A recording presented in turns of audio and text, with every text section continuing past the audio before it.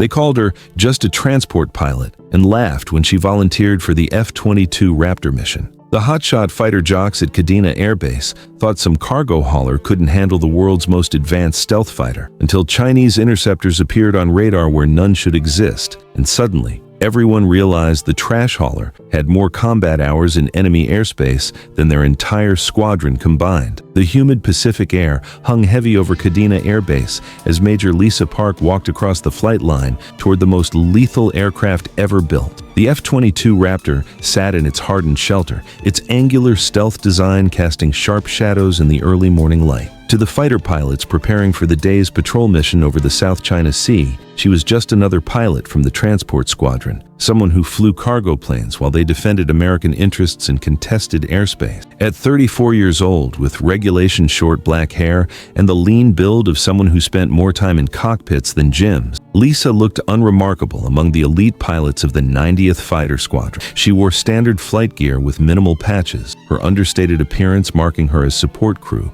rather than a frontline warrior. The F-22 pilots barely acknowledged her presence as they conducted their mission briefing. What they didn't know was that Lisa had spent the previous 8 years flying classified missions in aircraft that officially didn't exist. Her logbook contained over 200 hours in stealth platforms, including penetration flights deep into hostile territory where detection meant death. Her transition to transport duties hadn't been voluntary. A security review following a blown operation had reassigned her to conventional aircraft, burying her combat record under classifications that would never see daylight. The morning's mission called for routine patrol along the edge of Chinese territorial waters, monitoring military activity and demonstrating American presence in international airspace. 2 F-22 Raptors would conduct the patrol, using their stealth capabilities to observe without being detected, standard procedure for pilots who'd completed similar missions dozens of times. Lieutenant Colonel Mike Chen led the flight, fresh from F-22 training with 180 hours in the Raptor's cockpit. His wingman, Major Rodriguez,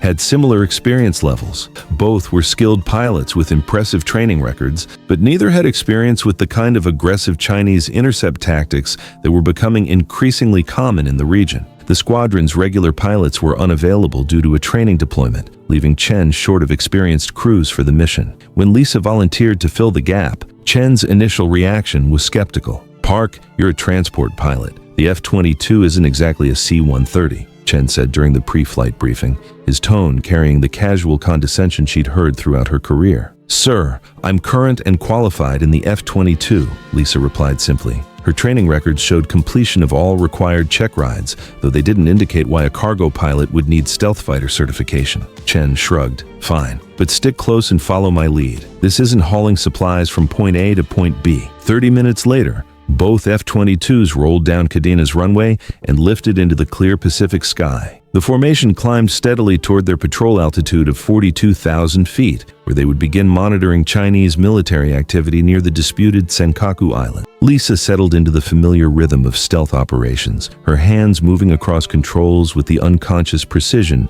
that came from years of classified flying. The F-22 systems felt natural to her, despite months of flying nothing but transport aircraft. Muscle memory and instinct took over as she configured the aircraft for maximum stealth performance. Dragonflight, this is Kadena Control. Be advised, we're tracking increased Chinese air activity in your patrol sector. Multiple J-20 stealth fighters conducting training exercises near the territorial boundary. Chen acknowledged the warning, but his tone suggested routine concern rather than serious worry. The Chinese J-20 was a capable aircraft, but American pilots generally considered their training and tactics superior to anything the People's Liberation Army Air Force could field. What Chen didn't realize was that Chinese intercept tactics had evolved significantly over the past year. Intelligence reports that he hadn't seen described increasingly aggressive approaches designed to test American responses and gather electronic intelligence on F-22 capabilities. Lisa recognized the tactical situation immediately. Years of flying penetration missions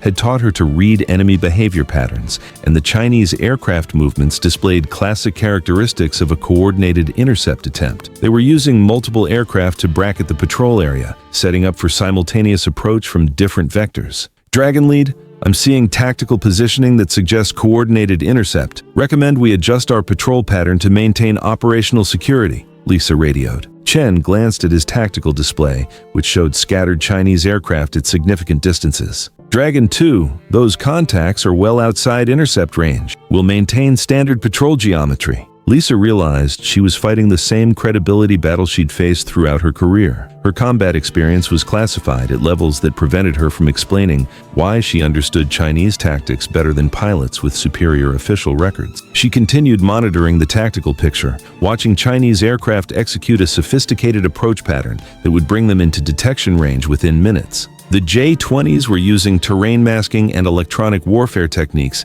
to minimize their radar signatures while closing distance on the American patrol. Dragon Lead, strongly recommend we implement evasive maneuvering. The Chinese aircraft are executing a pincer movement designed to achieve radar lock on our position. Dragon 2, maintain formation. You're seeing normal training activity. Don't let transport flying make you paranoid about fighter operations. 15 minutes later, Chen's radar warning receiver suddenly exploded with threat indications as 4 J-20 stealth fighters appeared simultaneously at close range, having achieved perfect tactical positioning while remaining undetected. The Chinese aircraft had executed a textbook intercept, using their own stealth capabilities and coordinated timing to surprise the American patrol. Dragon Lead, we have multiple contacts. How did they get so close without detection? Chen's voice carried the shock of a pilot who just realized he was outmaneuvered by supposedly inferior opponents. Lisa was already maneuvering her F-22 into optimal defensive position,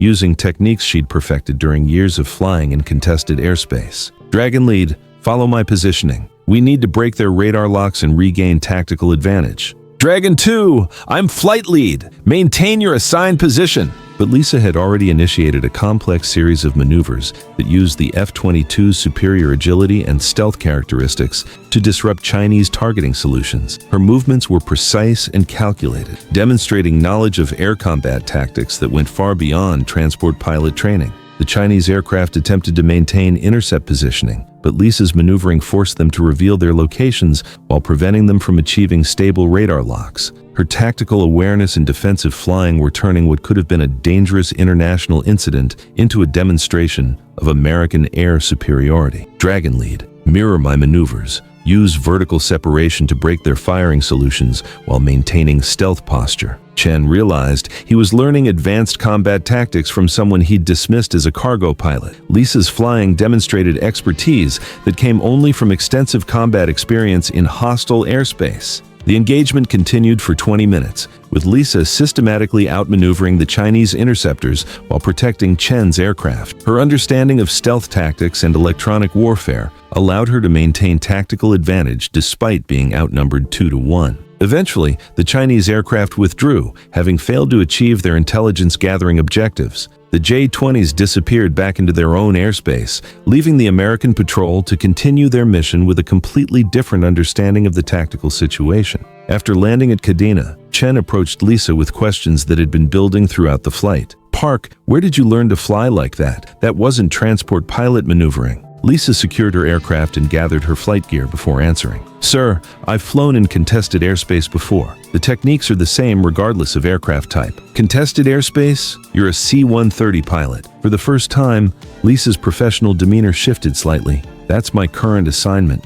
It wasn't always my assignment." Chen stared at her, processing implications that he was only beginning to understand. "You're telling me you have combat experience? I'm telling you that some assignments don't appear in official records, and some experience can't be discussed outside classified channels." The debriefing session that followed became classified at levels that required special security clearances. Lisa's tactical analysis of the Chinese intercept revealed knowledge of enemy capabilities and procedures that surprised intelligence officers who'd been monitoring the region for years. Word of the incident spread quietly through the fighter community at Kadena. The story of the transport pilot who'd outmaneuvered Chinese stealth fighters became required study material for F-22 crews deploying to the Pacific Theater. More importantly, it demonstrated that expertise often existed in unexpected places. The next week, Chen specifically requested Lisa for all high-risk patrol missions. Her ability to recognize and counter advanced threat tactics proved invaluable for maintaining American air superiority in increasingly contested airspace. She became the unofficial tactical advisor for the squadron, teaching combat techniques that weren't covered in standard training curricula. But Lisa never sought recognition for her classified background. She understood that some operations required anonymity, and some heroes worked most effectively when their capabilities remained hidden. Her transport flying provided perfect cover for continued classified activities that she couldn't discuss with anyone lacking appropriate security clearances. During tactical briefings for new F-22 pilots arriving in the Pacific, she would often remind them that modern air combat required constant adaptation to evolving threats. The F-22 is the world's best air superiority fighter, she would tell them, but only if the pilot understands that superiority must be earned in every engagement. Assume nothing, trust your training, and remember that the enemy is always working to surprise you. Months later, when tensions in the South China Sea escalated, American F-22 operations relied heavily on tactical procedures that Lisa had developed during her classified flying career. Her understanding of Chinese capabilities and intentions proved critical for maintaining air superiority in a region where miscalculation could trigger international conflict. Years later, fighter pilots throughout the Pacific would credit Lisa with revolutionizing their understanding of stealth air combat in contested environments. They learned that the most valuable tactical knowledge often belonged to people whose experience couldn't be officially acknowledged, and that expertise in modern warfare required humility about what opponents might be capable of achieving. The F-22 Raptor continued to dominate air-to-air combat in the Pacific theater, flown by pilots who understood that their technological advantages required tactical sophistication to remain effective. They learned that the most dangerous assumption was underestimating opponents who were constantly studying American capabilities and developing countermeasures. Lisa's contributions to Pacific air operations remained classified, but her influence on tactical doctrine ensured that every F-22 pilot benefited from lessons learned in airspace, where detection meant capture or death. She had chosen mission success over personal recognition, understanding that the most critical victories were often invisible to everyone except the people whose lives depended on them.